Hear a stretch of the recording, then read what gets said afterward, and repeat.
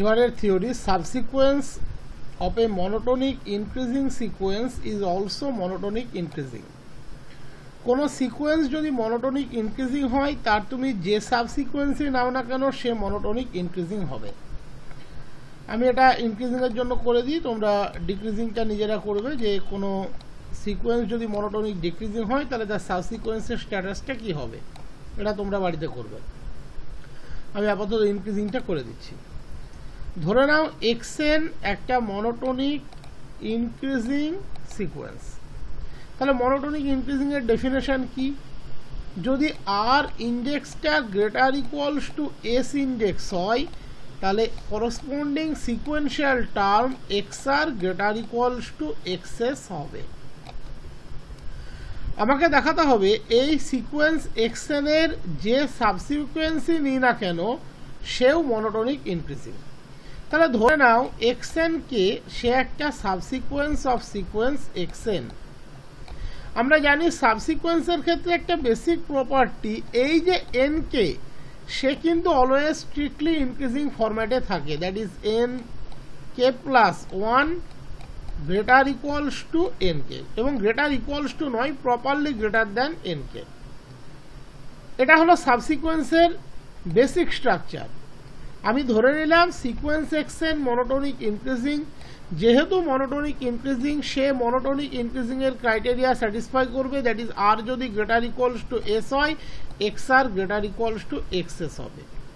আমাকে দেখাতে হবে এই সিকোয়েন্স এক্সএন এর যে সাবসিকোয়েন্সই নিই না কেন সে মনোটোনিক ইনক্রিজিং হবে, কারণ ইনবর্ন সিকোয়েন্স এক্সএনটা মনোটোনিক ইনক্রিজিং।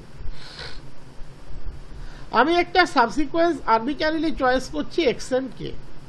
সাবসিকোয়েন্সের ফরমেশন বলছে এই n K, that is the index যেটাকে আমরা নিচ্ছি, সে স্ট্রিক্টলি ইনক্রিজিং ফরম্যাটে থাকে, that is N K plus one greater than N K.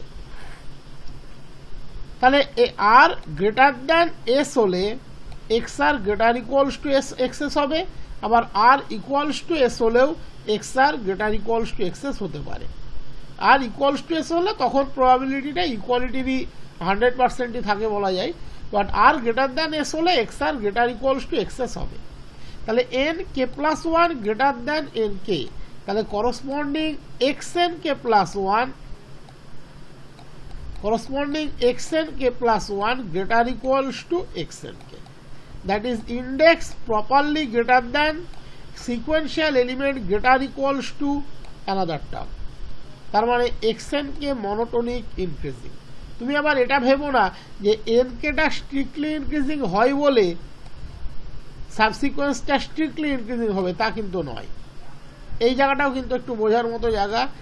R greater than S হলে এক্স আর কিন্তু greater or equals to XS হতে পারে, আর যদি ইকুয়ালস টু এস হয় তখন ইকুয়ালিটিটা প্রপারলি হোল্ড করে।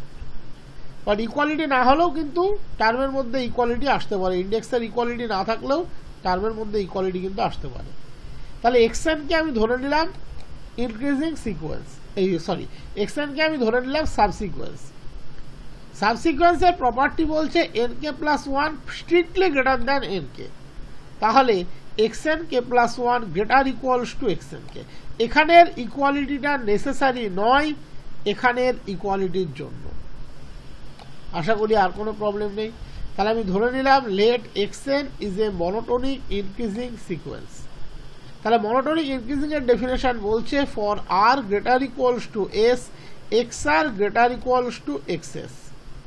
আমি ধরে নিচ্ছি let X N K is a subsequence of sequence X N, obviously by arbitrarily.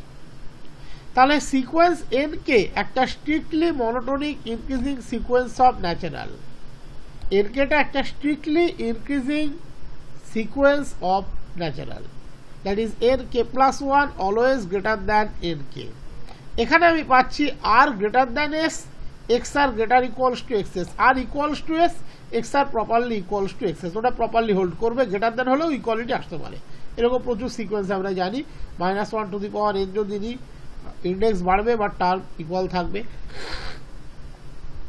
তাহলে x N K plus one greater equals to X N K, that is index properly greater than হলে sequential term greater equals to previous term হয়, that is sequence xnk is monotonic increasing. কোনো sequence যদি inbound increasing হয় তার সাবসিকোয়েন্স increasing হবে। আমার প্রশ্ন রইল তোমাদের কাছে, যদি এটা ইনক্রিজিং এর পরিবর্তে ডিক্রিজিং হতো তাহলে ঘটনাটা কি ঘটতো? যদি ডিক্রিজিং হতো আর গ্রেটার ইকুয়ালস টু এসে x r less equals to x s হতো। এখানে তো এন কে plus one greater than n কেই হতো, তাহলে তখন যদি এখানে লেস ইকুয়ালস টু হতো তখন করসপন্ডিংলি আমরা কি পেতাম?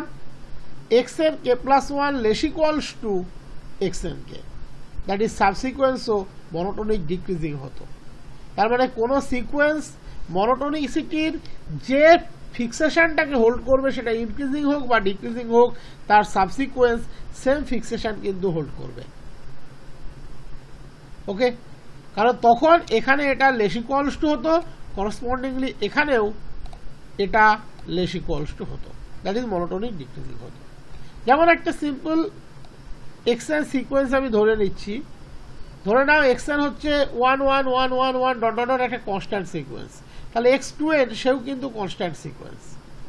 আমরা এখানে যে টার্মগুলো নিয়েছি x2 x4 x6 2 4 এর চেয়ে ছোট, বাট তাদের এলিমেন্টারি ভ্যালুগুলো কিন্তু ইকুয়াল। ওকে,